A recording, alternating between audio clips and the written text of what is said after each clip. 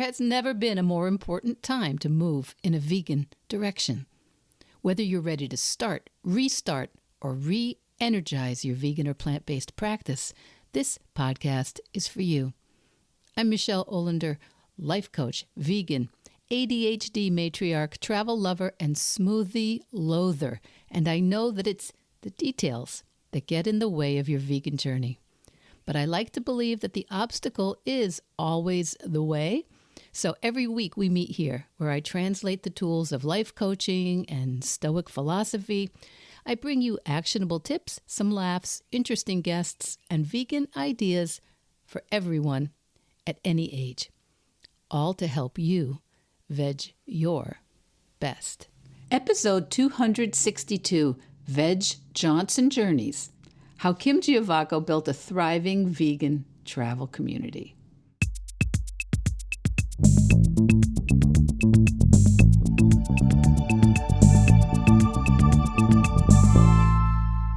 Hi, it's Michelle.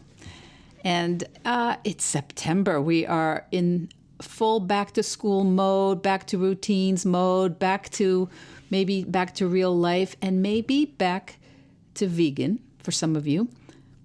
Even if you already eat plant-based or you're mostly plant-based, I know the fall can feel like a good time to incorporate some new routines or fine-tune a couple of those routines. And sometimes people who find out I have this podcast ask, okay, but why would people listen once they're vegan? And my answer to this has evolved over the 5 years. Did you know it's 5 years? 5 years as of September. It's been 5 years that I've been doing this podcast every single week. But a lot of us, me included, do not have loads of vegan friends in real life. And I like to have this space with you all to chat and share and sometimes complain and hopefully problem solve. Now, today's guest does have loads of vegan friends in real life. I so envy some of that. And she is talking about one of the favorite perennial topics here on the pod, travel. Traveling while vegan. Kim Giovacco is the founder of Veg Jaunts Journeys, a boutique tour company that has been creating small group vegan adventures around the world since 2017.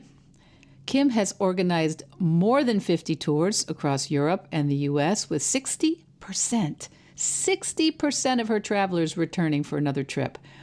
That's an extraordinary testament, I think, to the experiences that she obviously beautifully curates.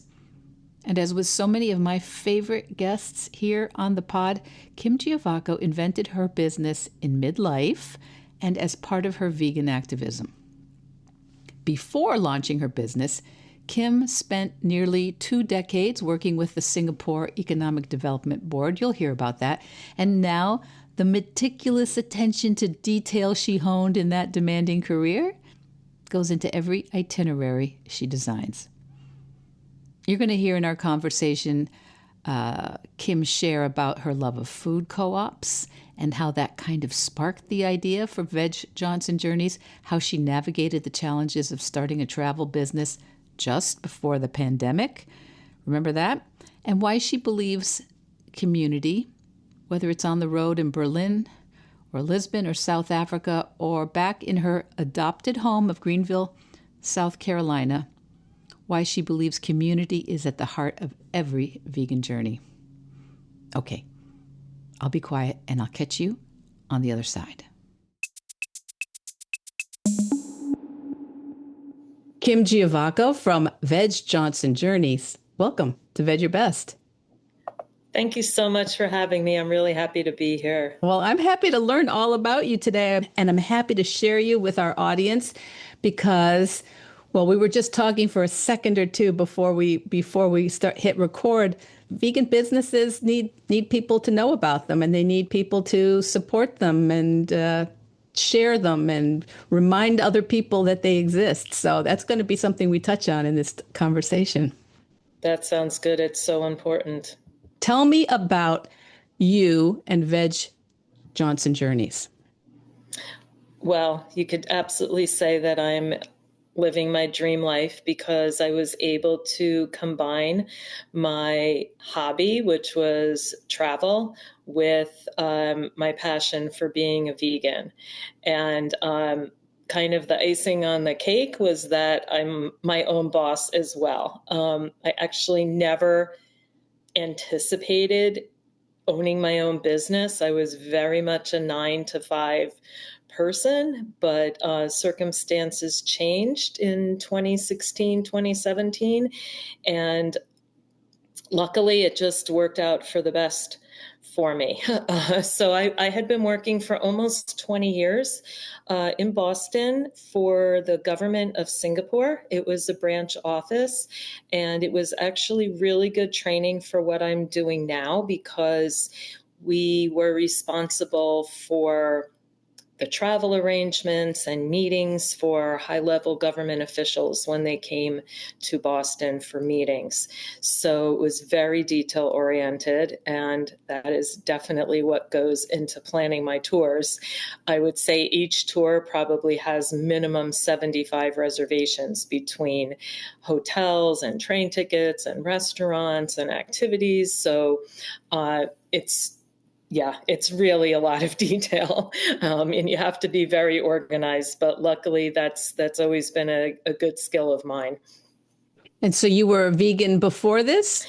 Only for 1 year. So I was vegetarian for 30 years since I was 22. Wow. And then I became vegan 10 years ago and basically started the business within months after becoming vegan. So I had never been on a group tour, even as a vegetarian, because I knew a lot of tours would do things like exploit animals, or I didn't want to be with a group of people and we would go to a mainstream restaurant and, they would just say, oh, here's the vegetarian dish, it's pasta, like this is what you get. And I knew if I were ever on a bus and like saw a vegetarian or a vegan restaurant and I was with a group and I couldn't get off to go to that place, that it would be really hard for me. So, I had basically been traveling as a vegetarian for 30 years, and I didn't think that that was too difficult. But as we all know, traveling as a vegan takes more planning. So it's absolutely possible, but you do need to plan ahead. So bring me to that day, that year, that moment when you were like, you know what I'm going to do? Okay, I'll try to make this shorter. At that time, I was on the board of getting a food co-op started in Massachusetts.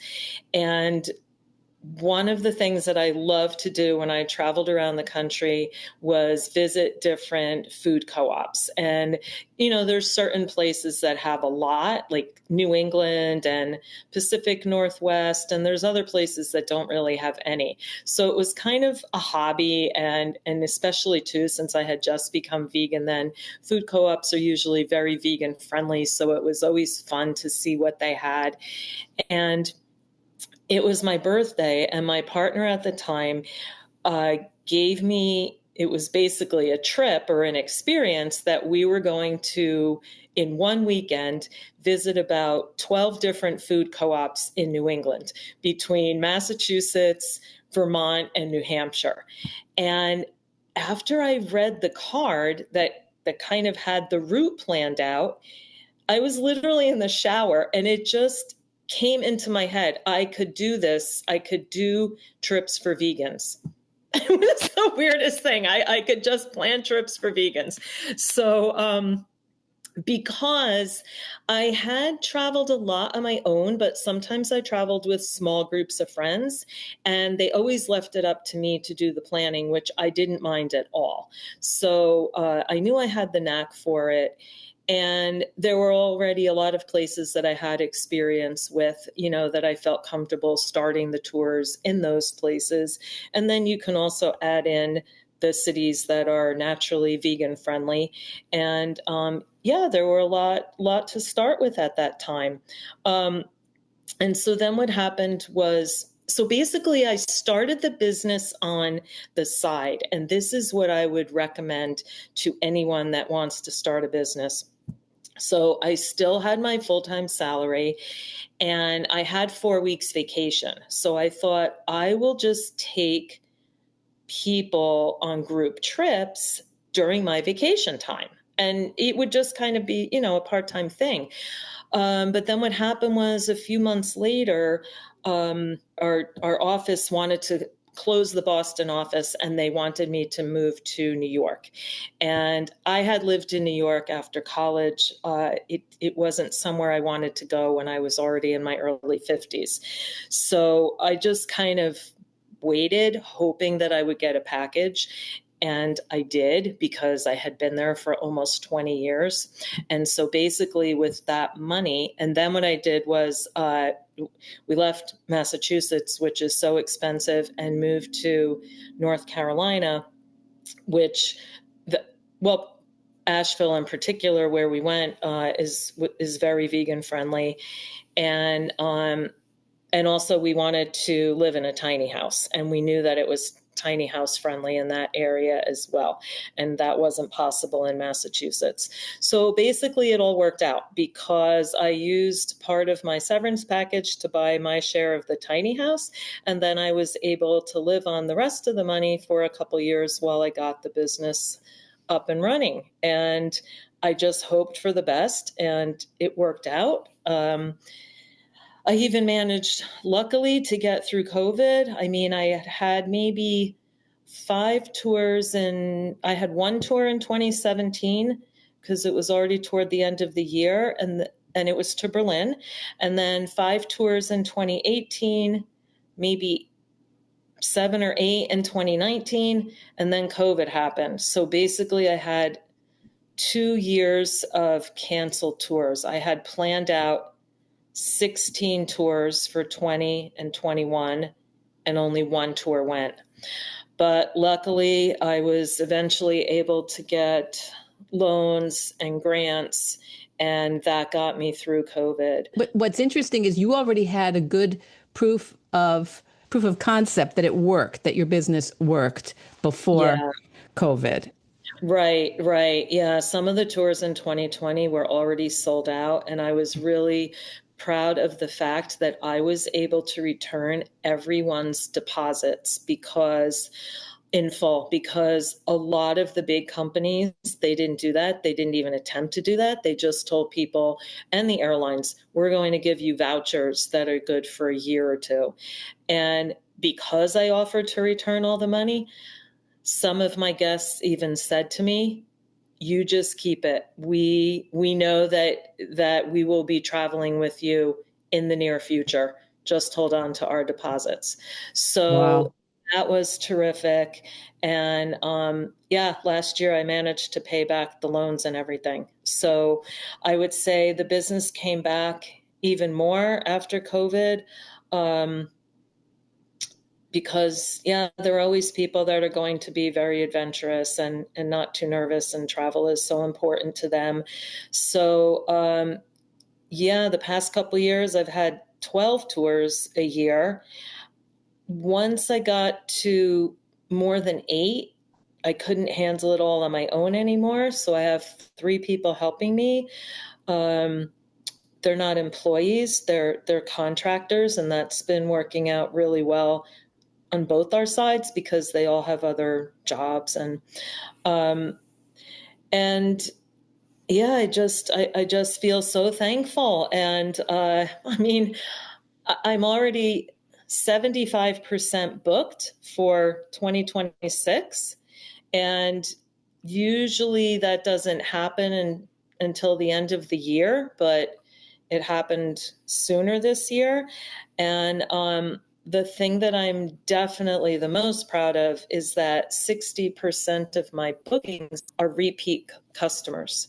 So I have some clients, a good number, that are basically spending all their vacation time with me. They're coming on 3 or 4 trips a year. And there's this core group that they like to travel together. So basically the first one that signs up, mentions to the others that she's going on that specific tour, and then yeah, she normally gets 4 more people to sign up because none of them want to miss out, and they all want to see each other again. So it's been just fantastic, Wow. and needless to say, a lot of my guests have become really good friends. I wanted to well up with tears on a couple of those. I mean, the idea that some people said, listen, don't take my deposit back, hold on to it. Um, that's amazing because I know many people who spent many hours in 2020 arguing with airlines, huge, huge, huge airlines. Yeah. It might have even happened in this house. Not really sure. Uh-huh. Yeah, yeah, and did not get much satisfaction on that. So that's beautiful that that worked out for you. And now I want to go with that first tour. Did you say the first tour that you planned was to Berlin? Yes. Tell me why. Well, I love Germany. At one point, I wanted to move there. When I was working for the Singapore government, we had an office in Frankfurt. And I don't know, the first time I went to Germany, I just felt like it was the home I didn't know I was looking for. And it's just really odd because I don't have a drop of German blood. But there was just something about it. And then I kept going back. So naturally, I made friends there and things, and just felt really comfortable there. So, yeah, my organization said that if I became fluent and then if a position was open, I would maybe be able to transfer. And I'm really bad with languages. So, yeah, I tried to throw myself into learning German, and I got maybe to intermediate level, but it was definitely tourist level. It was not business level, and for me, it was I'm really a planner, and it was hard because I didn't know when an opening might happen, if it was going to be 1 year or 5 years, and so after probably 5 years, I just said, "No, I can't do this anymore. I will just go there for vacation or when I want to." Um, so I definitely felt comfortable there. Probably I had been there by, I had been there 10 or 12 times by the time I had the tour in Berlin. So yeah, we've now had 3 tours in Berlin, I think, at least 3. And that one was different. It was nice. It was right before Christmas. It started at the end of November. So Berlin itself has about 100 different Christmas markets. One of the I kind of planned the tour around that. One of the weekends there, they have a completely vegan market, so that was for sure one of the highlights of the tour. And then other ones we went to, of course, we were able to find vegan products as well.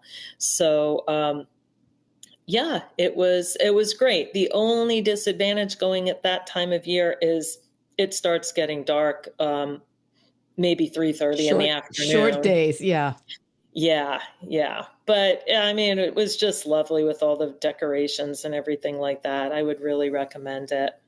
And do you have a Berlin tour every year? No, usually every other year. So we just did one in June. And a few years ago, I realized I also love Hamburg, and it's only a little over an hour from Berlin. And they also have a really good vegan scene. And it's well, it has a very different feeling than Berlin does. I'd be the first to say Berlin is not a pretty city. It's very cool, it's gritty, but Hamburg is kind of elegant. So the tour we did in May, or May or June, we it was split between Berlin and Hamburg, and yeah, I would say everyone enjoyed both equally. Hamburg's on my list also. I'm going to. We were just talking about this before we started. Also, I'm going to Berlin with my husband in for I think 4 days. Warsaw for 4 days, then Poznan, and then 4 days in Berlin. And Berlin's been on Lovely. my vegan list for a while. Because when I first went vegan, I was astonished to find out it was about the most vegan friendly city in the world. Right. Something has definitely changed there. I realized when I was planning this last tour, and it it's definitely sad, I think, but there's some good parts too. When I started, um, choosing the restaurants, so many of the ones we had gone to in, I think I hadn't done a tour there since 2019, actually. So basically, this would have happened during COVID. And I noticed that a lot of the restaurants we went to in 2019 were no longer open, and that a huge portion of the restaurants were vegan Vietnamese restaurants. Mm-hmm. Way more than Western style restaurants. Like, I couldn't believe how many there were. So I would say in 2019, there were only a couple. And now there's got to be, I don't, at least 20, 25. And sometimes by the name, it doesn't even sound like it's an Asian or Vietnamese restaurant. But when you look at the menu, you see that it definitely is. And I'm just kind of baffled as to how these restaurants are managing to stay open because there are so many of them. But the good thing is that um, the Vietnamese food is fabulous. I mean, I only know of maybe one vegan Vietnamese restaurant in the US. I think it's a really underrated cuisine. It's much more elaborate, I think, than Chinese cuisine. Um, and interestingly, the menus are very different. So a lot of times, like, you would have this dish that you liked, and then you went to a different restaurant a few days later, and they didn't even have that dish. So that's interesting. So, It's something I'm going to have to pay attention to because I may not want Vietnamese food every night when I'm right. there. As much as I do love it, I am a big fan of it, and it is wonderful to find. And it's usually my fallback when your places you go, okay, well, an Asian restaurant, a Thai, or a Vietnamese Yeah. restaurant might have more options for me if the other Right. restaurants in town don't. Yeah. The completely vegan, I mean, it's fabulous. Something we just do not come across here. Mm. Hmm. And speaking of that, we were also talking about the news about 1111 Madison Park that I went to with my husband. We were just looking up when it was. It was 2 years ago. And um, I've been a little flippant about it because I'm thinking there are a lot of really, really big things going on in the world. And maybe it doesn't meet the level of the level of I don't know bandwidth that it's taken up for a lot of us in the last couple weeks. But it is true that it is a disappointment for most of us who are important. You know that it's important to us to have these options and to support vegan businesses and plant-based businesses. And I'm afraid, as I told you, I hate the idea that this will be trotted out as evidence used by some people that a vegan or plant-based concern won't work. Yes, and unfortunately, it's really true because in 2019, we went to a very cool restaurant in Berlin that's a zero waste restaurant. So you must have reservations, and it was fabulous. And in the meantime, they got a Michelin star. And so when we went in June, it was a little bit different because it had turned into just a set menu, quite pricey for sure, over $100 a person. Um, and we went on a Wednesday night. Every seat was taken, and it's not a small place.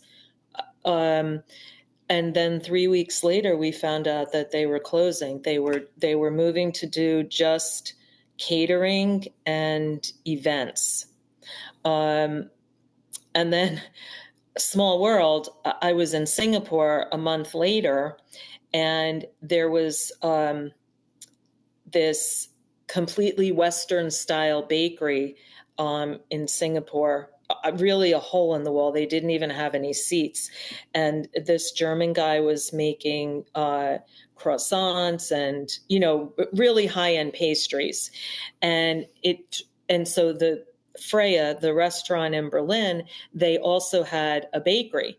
And he told me that this guy in Singapore, this German guy in Singapore, told me he was the one that opened the Freya bakery. I mean, he managed it for them. And then he said to me, when I said to him, "Did you hear Freya closed?" And he said, "Yeah, and the bakery is no longer vegan."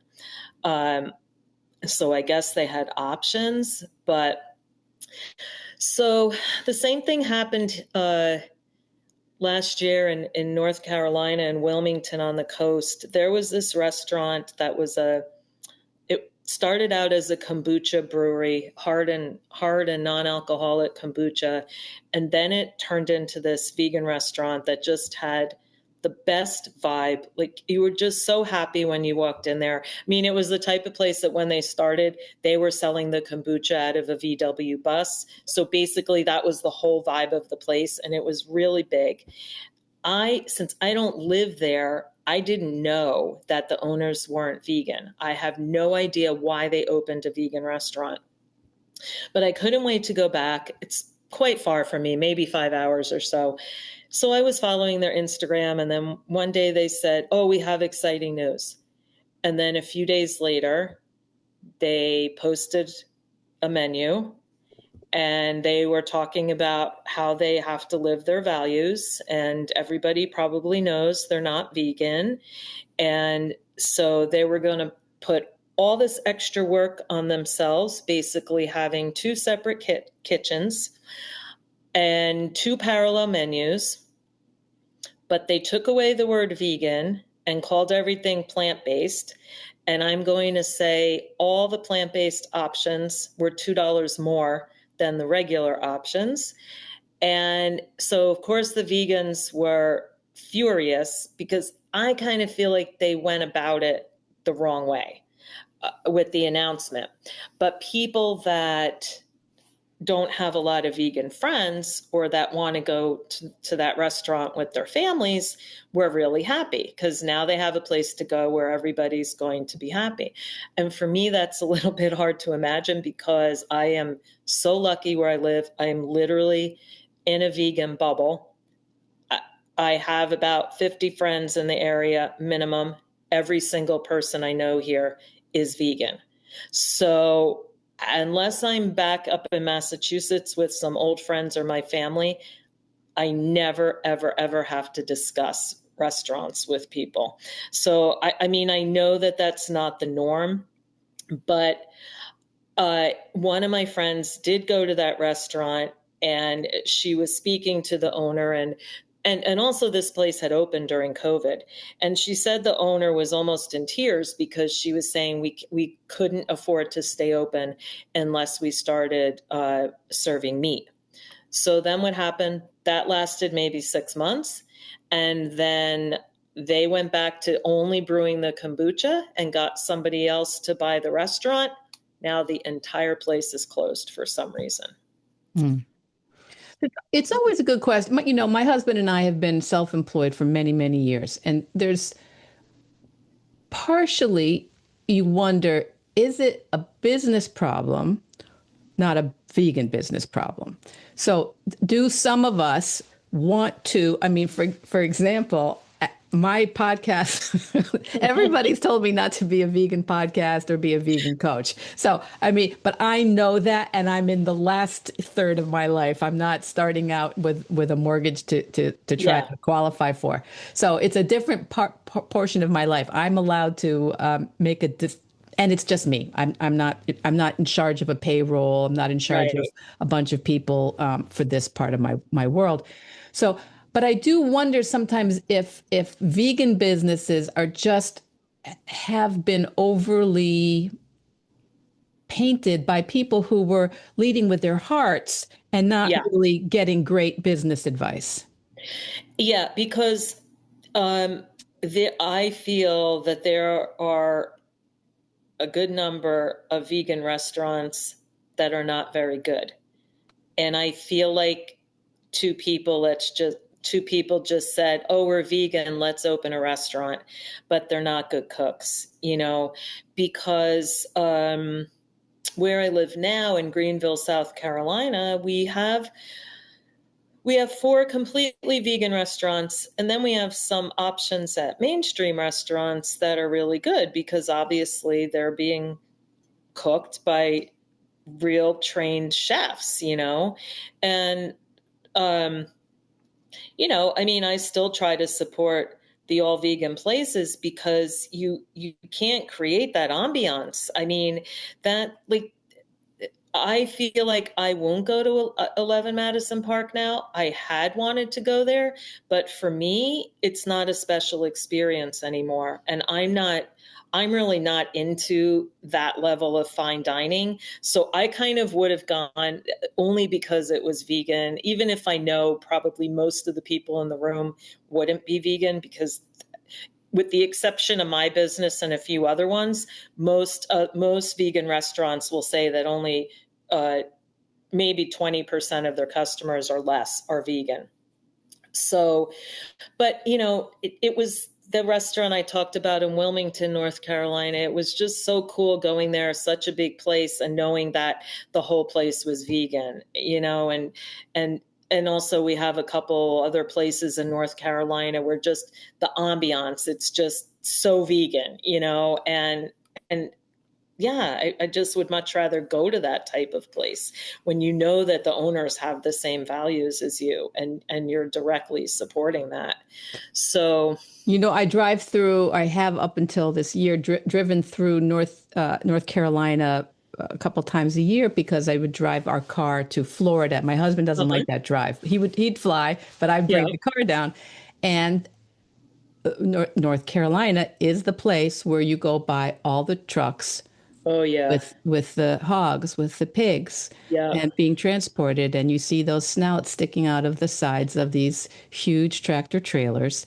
And it has a couple times really reinforced my veganism because you can start to dial it in. Sometimes you're like, this is just what I do, and and a couple drives were just seeing just dozens of those trucks just in that one area of western. I don't know, is that 81? I can't remember what the highway is on that western route, but just and then stopping at one place for gas, and you can smell bacon, Oh, and yeah. how many pigs just for that one city or that one area Yeah, are it's awful. North Carolina has more pigs than people. And I only consider myself fortunate because in the part of North Carolina I was living in, um, we were far from those trucks. It's more in a different part of the state, but yeah, it's terrible. And one of the first years I moved here before COVID, there was a kind of campaign here. I think PETA did it, and there were 5 businesses that had these like in cities like paint different animals to raise money. oh Sometimes it's yes, yes, bears or yeah. So there were cows, five yeah. pigs, and they were each made into a different piece of artwork, and then they had them in front of these 5 restaurants. And yeah, that's when I learned that because I was new here that the state had more pigs than people. Yeah, it's I mean So, it's a beautiful state. I'm not casting aspersions on the state per se. We all are complicit with these sorts of things. This is mhm, not to blame people for doing what they kind of feel like they have to do or don't know a way around it yet. right, right. But it is always the place I think, oh, that's it reminded me I'm doing it for a reason. It's not Yeah, abstract. It's not yeah. abstract. On a happy note, I can bring something up. So, yesterday, where I live now, I'm a little over an hour from Asheville, where I used to be. And someone who I don't know yet, because I know I kind of am one of the leaders in between the two communities of Asheville and Greenville. So I don't know how I don't know this person, but a couple years ago, someone from New York moved to Asheville, and they had this Instagram name, VGN Market, or VGNMKT, and they have organized 2 events in Asheville. Like we have a separate Veg Fest here, which in my opinion isn't the same as it used to be, because a lot of the vendors that go to it, um, they're not vegan. They might just have some products that are accidentally vegan, like candles or whatever. But if out of 25 or 50 vendors, maybe only 10 are really vegan. So it's a little disappointing. But this person, who I don't know, from New York, organized this vegan market just on Sunday this week. And every single vendor there is vegan. There were probably 15 vendors, 2 animal sanctuaries, and it opened at 11, and I got there like at 10 after 11. I couldn't believe how many people were there already, and it was just the most happy feeling. All the vendors were selling out. And I mean, I don't know how many of those people were vegan, but it was incredible. I saw like 15 people I knew, but there were so many people I didn't even know. And quite a few babies, and just all ages of people. And it was at a community college inside, so we didn't have to deal with the heat, and it was just fabulous. And there were some new companies there, and yeah, I mean, I'm so passionate about supporting local vegan businesses and also businesses around the world that are vegan. I just make as many connections as I can, and also try to put those businesses together maybe, and introduce them. And yeah, so there's one business up in Asheville that I knew of.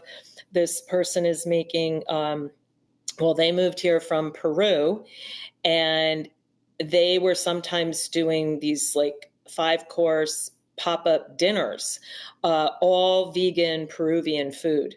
And so they were at this market, yeah, totally sold out.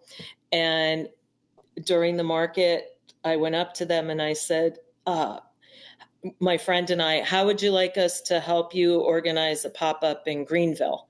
And they said, absolutely. I already have a few friends down there. And I said, okay, let's do it. Because like, I'm not too lazy to drive an hour away, but like, I only know of 2 of us from Greenville that went to this market in Asheville, a little over an hour away. It was so fabulous, but I don't know, for some reason, people around here, they're kind of lazy when it comes to driving. So, I thought, okay, we'll just bring the market to them, and I told them, I'm sure we could get at least 20 people to come, if not more. Like, I know of 20 people that will come, and then we can open it up to the public too, and they were so excited about it. So what a great example of the kind of energy that individuals, so you do have a business background, you do know people, you have made a lot of contacts over the years, but all of us can do something like that. We can talk to owners. We can see if we can buy a gift card for them. We can see if we can have them cater something, or Right. put up their posters at our bake sales or whatever. We can include them in the things we do and with our communities. Yeah, or organize an event, or someone can start by just organizing a potluck. I mean, there was a vegan potluck that happened in Greenville every month before COVID. It was held in a church. Was a good setup because it had like a commercial kitchen and everything, and they had tons of tables and chairs, and at one point up to 70 people were coming every month. It had its downfalls in that the organizers were trying to get a lot of people come that were not vegan, which of course is a great idea, but those people didn't understand veganism. And so they were would bring food, and sometimes it was only vegetarian. Yeah. And then, the vegans would get wind of that. And then some vegans would say, oh, I'm not going to that anymore. I don't trust the food. Yeah. I think it might have been better because there was always food left over, even with that many people. And it might have just been better to say to these people, oh, just bring a drink, or don't worry about the food. I mean, we would always say that. We would say you don't have to bring food. But I think maybe we should have said, don't bring any food. Just come the first time. Just bring yourself, bring a drink, something like that. So anyway, after I moved to Greenville, 1 month later, where I live, there's a really great clubhouse. So I immediately started the potlucks back up again. And it was just great because a lot of the people I had only known for years over Facebook. And it was the same thing. With everybody that came, a lot of them only knew each other on Facebook, and they were so happy to meet in person. And then, so we did that for a few months. There were sometimes 30 people, 35 people. And then selfishly, I decided I wanted to create like a really good community for myself here, because I don't have any family here. And I thought it would be great if, like, not to be exclusive, but I just wanted like the same group of 15 people to start spending time together, or for those 15 people to get to know each other really well. Because when there's a lot of people at the potluck, it's hard to talk to everybody. So I thought, okay, I'm going to start a vegan supper club. And I sent a message to the 15 people that I know best here. And I thought, oh, this will probably take like a couple weeks to get off the ground. And maybe some of them don't want another commitment, that's okay. So I told them, I totally understand if you don't want another thing that you have to do on your calendar, but I think we should just get together at a restaurant every other month. And then on the off months, maybe it can just be a very casual, spontaneous thing. Well, within 3 hours, every one of the 15 people said, count me in. I think that might be a testament to you and your energy as well, your personality, not just. The only hard thing is that, I have to be away so much with the tours. And so, yeah, I just have random people coming up to me now. When is the next potluck going to be? Because we haven't had one for a few months now, So, but yeah, it's just, and well, I am doing it, to be kind of selfish, just to have more friends here and stuff like that. So, but now even we're starting a book group out of that, and it can just keep going and going. This is another fun thing. So a couple months ago, I had just a 4-night tour, 3 or 4 nights tour to Philadelphia. And actually, I didn't even plan it. One of my assistants planned it. And the very cool thing was almost everybody that came was coming from the West Coast because, they probably had never been to Philly before. And it was just such a great time. And the restaurants there are so terrific, and everything is easy to get to. And then some friends of mine in Asheville said, when are you doing another tour to Philly? We want to come. And they're really good. They're like my best friends. And I would feel funny even like charging them for a tour. And then I said, I'll tell you what, let's just go together as friends.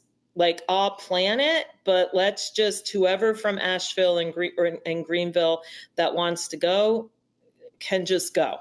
So, yeah, like 6 or 7 of us are going at the end of September. And so that's just like a friend's tour from the Carolinas to Philadelphia. Again, something all of us could do to some extent. Maybe not as well as you, maybe not as, in such a, we don't have your skills, but we could do something like it. Yeah, yeah. And I would say that anyone that might be interested in getting into a vegan business or starting something, this is probably what I would do if I didn't already have this tour business. There's a I don't know what to really call it. I mean, I guess it is a company now, or it's a program, and it's called Vegan Hospitality. And it started from this woman that I think she's a New Yorker, and she went to Aruba and she married a local guy. And when she went to live in Aruba, there were like no vegan options in restaurants at all. Because I don't know if you've ever heard, when people talk about the Caribbean, they'll say Aruba is very vegan friendly. It is all because of her. So anywhere Wow. from a beach shack to an all-inclusive resort there or hotel breakfast have vegan options now because of her. And then what happened was she started a whole certificate program. So now there's other people around the world that have it, and anybody can do that in their area. And I heard her on a podcast and she was just so enthusiastic. And then I just thought, okay, I'm going to kind of just try to do what I can here in my free time, without having this certificate. But I don't know, maybe when I retire, I will get the certificate when I have more time. So, yeah, because I just think that is amazing what she did on a Caribbean island like that, and now there's some women in South Africa that got their certificate, and they know which safari lodges are vegan friendly, or some of them they made them become vegan friendly. And so as a result of that, now I'm working with one of them to bring a group to South Africa in 2027. 2027. Okay. And Yeah. in South Africa, to us, it's a safari type of Yeah, tour. but also in Cape Town as well, because Cape Town is gorgeous and it's really vegan friendly. So there's a guy there that's doing vegan tours and multi-day tours in the Cape Town area. So I'm working with both of them actually. And I mean, I've been to South Africa when I was vegetarian, and it was like 30 years ago. It was like right when I started traveling, and I was a little bit overwhelmed about doing a tour there. So what happens is, if I don't have experience in a place, then I find a local person to work with, or sometimes they find me. So last year we had 2 safaris in Namibia, which is not a vegan friendly country at all. It is completely meat based. But this vegan couple there contacted me, and he basically was a safari guide and had his own company, knew all about the animals and the landscape and the country. And his wife was had gone through like a vegan cooking certification course. So they had the entire itinerary planned out and all the meals taken care of, and I just had to fill the tour. And yeah, the first safari I advertised sold out in 48 hours. So then we had another one a couple months later, and it was the trip of a lifetime. And unfortunately, so then I wanted to bring another group this year, and when I contacted him, he said, we're not going to have the tour company in 2026. And so my immediate thought was, I was really sad because I thought he wasn't doing a good business, even though they were more than 10 stars. They were so fabulous. But the fact was that they were young and they had been married 5 years already, and they wanted to start a family. Mm-hmm. And Namibia, it's too big. He would have had to have been away all the time. So he went back to whatever job he was doing, something environmental. And I'm so happy for them. I mean, this was just last year, and yeah, their baby's a few months old now. So another vegan in the world. But yeah, I'd say it's impossible to do a safari in Namibia right now being vegan. It would just be so hard. So that's one of the many things that you do as the head of Veg Jaunts Journeys, is you are vetting people, finding people, looking for contacts, people with boots on the ground where you're going to give you the most up-to-date things. Because as you said, some of these places do close and situations do change. Yeah, yeah, yeah. And yeah, and it's great because I often hear about things I might not have found online. Like last year, I did a tour in Slovenia, um, which is a very underrated, gorgeous country. I've never heard anyone say that they didn't love it there. And one of the days we were like doing a day trip, and I told them we were a vegan company because I knew where I wanted the group to go for lunch, which would not be the normal place that they would take people.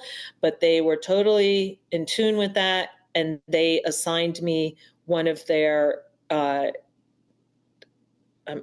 I don't think she was vegetarian. I think she was vegan, maybe kind of on the cusp, but she does have an animal sanctuary. Hmm. So, a little one. So yeah, they were terrific. They gave me their vegan or vegetarian guide. And then she told me that she and her father had just started this sanctuary, and they were even making accommodations there and stuff like that. So I wouldn't have known about that if this company didn't give me her for the day. And so yeah, I've just made a note of that now in case I know somebody that wants to go there, or in case I want to go there again.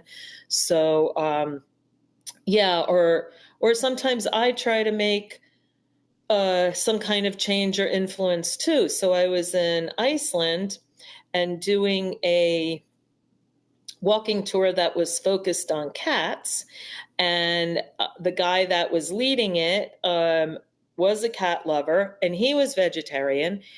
He didn't even know about this new vegan coffee shop that had opened very close to his house until I told him about it. And then his boss is in the same like kind of Facebook group that's I'm in for tour operators. And so I contacted his boss and I said, Reykjavik is really vegan friendly. Maybe you have all these like really off the beaten path tours, like the Vikings and the Cats of Reykjavik and other ones. Maybe you should do a vegan tour of Reykjavik. And then yeah, I said I'm going to be bringing a group again next year. So he got right on it. I showed him other websites of companies that were doing vegan food tours around the world, and he had this tour ready for us. Now I have to say he didn't really um, understand how it should be, because like normally food tours you're just going to like 6 different places and having little bites at each stop, Right. but he had us going to like 3 places and it was like a full sit down meal. Like it was too much food. So I said, this was great, but like it needs a little bit of tweaking. Like you did more than you had to do. So Do you know Marta and Bruno in Seville, Spain, Seville vegan tours? yes, I worked with them earlier this year. Okay, okay. Yeah, I was on they did a beautiful vegan tour when I went the last time I was with them, and they did a good job. We had like appetizers one place and like soup somewhere else, and yeah, they did a yeah, great job. yeah. So there's 2 women in Madrid uh, that are doing vegan food tours, and they told several years ago now, they emailed me and told me that I was their inspiration for starting the tours. And I was so touched, because I don't have time anymore. But when I first started, I was also doing vegan food tours in Asheville. And also it was before COVID, but unfortunately some of the places closed now. So they told me that I was their inspiration, and then it took me a while until I was able to bring a group to them, but we did work with them in 2024 on a tour to Barcelona and Madrid, and then yeah, like a year or two ago, the ones in Seville contacted me and said, yeah, basically we're a sister, we kind of work alongside of them. And I said, okay, now we'll bring a group to your area. And so that happened in April of this year. Oh, very nice. So, Yeah. yeah, I Yeah. just, and then also some women, I've worked with them twice already, and we'll do so again in October. There's two women in Venice that are doing a few different vegan food tours because Venice is not that vegan friendly. It's okay for a few days, but they've made my life a lot easier because, for instance, we used to go to the islands of Murano and Burano, and there was like nowhere to eat there. We'd have to like eat quickly a lunch before we went to the islands. And then they said to me, we have contacts there. It's a seafood restaurant, but they can make a whole vegan menu for you guys. And so now my group can eat on the island and have more time there. And yeah, it's been terrific, and to see how they've grown as well. This is so exciting to talk to you because sometimes I feel a little bit like, it's like pulling teeth in some of these places, especially in more touristy areas. And when you travel, if you're an American, you want to go to Europe, so what? You want to go to some of the touristy areas because there's a reason why they're touristy is because they're cool and there's history and they're beautiful and they're exciting. Yeah. So it's so exciting to talk to you. I want to hear. So what have you got? Because I know you've got tours to plan. You've got tours to plan, Kim. So I don't want to take up your whole day. But tell me, what have you got coming up for a tour that you want to make sure all the listeners know about, and then how they should stay in touch with you? Yeah, so for next year, for 2026, we still have our most iconic tours that we do every single year since the beginning. We still have some space. So we have Italy, which for next year, we're actually doing it twice. We only used to do it once, but it's always sold out. So we added an extra tour next year, and that's the classic Rome, Florence, Venice, 3 nights in each place. And that's happening in May. And that one still has space. And then Portugal, which is not till October. And that's Lisbon and Porto. And those are the vegan scene there is off the charts. Like, whereas a lot of countries, they had restaurants closed during COVID, something happened in Lisbon and more vegan places opened. And I don't know if you've ever heard, I think Portugal was the first country that passed a law that every public building has to have a vegan option. So schools and any kind of government offices and hospitals always have a vegan option now since a few years ago. So I would say that half my clients have never been to Europe and half are really well traveled. So those are two really good countries to start with. And I have a great guide that does both of those. She's an American, but she's been living in Europe for 25 years and she speaks like 6 languages, and she leads both of those tours for me. Now, if someone is like, no, I really don't do group tours, but I need to know what Kim Giovacco knows. do you do consultations? Do you do like hourly types of tour planning? Unfortunately, I don't have time anymore. I did up until about 2 years ago. I would recommend, there's a woman that I mentored a little bit, and she's going gangbusters now. She's starting to do more tours, and she is also doing private clients, and that's Rebecca of Veggies Abroad.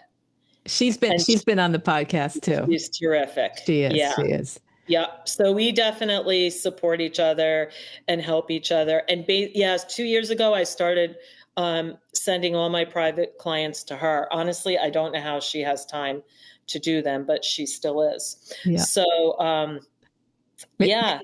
It is so exciting. I hope that you're going to come back on the podcast, Kim, because I would love to like deep dive on like one small topic with you because I just think you're so exciting to talk to.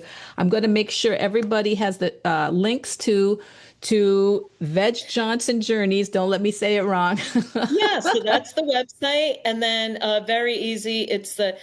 Honestly, I'm not very active on Instagram and Facebook, but it's the same name there, Veg Jaunts Journeys. Thank you so much for joining us today, Kim. What an exciting business you've created. And we're not 35, right? Yeah, We can do cool things. absolutely. I couldn't have done this when I was younger. Yeah, it's really exciting. And I can tell it's a business of passion, but it is a business. And I think it's just really exciting to be able to feature a really exciting vegan business on Veg Your Best Thank today. you so much.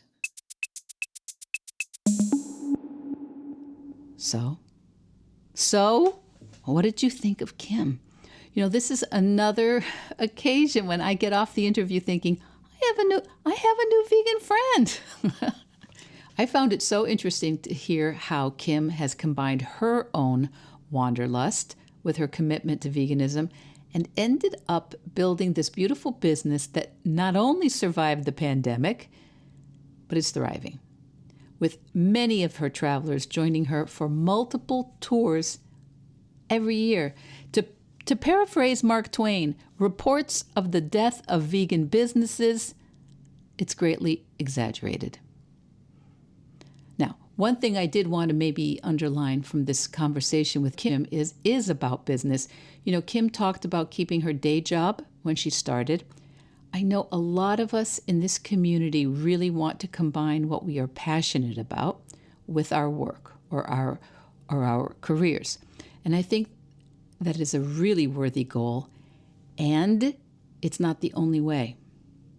A new business or venture or undertaking can really be like a new baby, and it's a lot of pressure to put on a new baby, that the new baby also pays the bills. So it was fun to listen, I think, to the way Kim organized it. Started off with her basically as a side gig.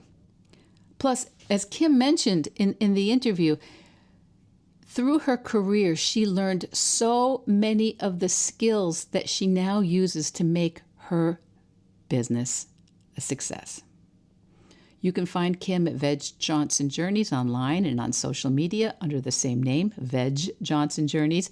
And whether you're dreaming of exploring Italy or Portugal or South Africa, her small group tours make it easy to travel with compassion and confidence and community. And I really want to thank Kim for joining me today to start off the fall, back to vegan season. And thank you, my listeners. Thank you so much, my besties, for being part of Veg Your Best. If this conversation sparked any of your own travel itches or gave you new ideas for plant-based journeys, please share this episode. Please, with a friend, subscribe, leave a review. All of those things make such a difference. And wherever you go this season, near or far, I'd love to know how you veg your best.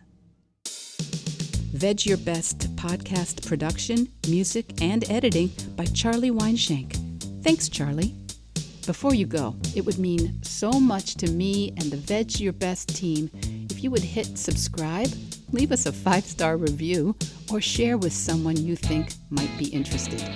Something about algorithms, it helps bump us up a little in the rankings, and that's the best way to help others find the podcast and for us to find our audience. So, until next week, make it easy and veg your best.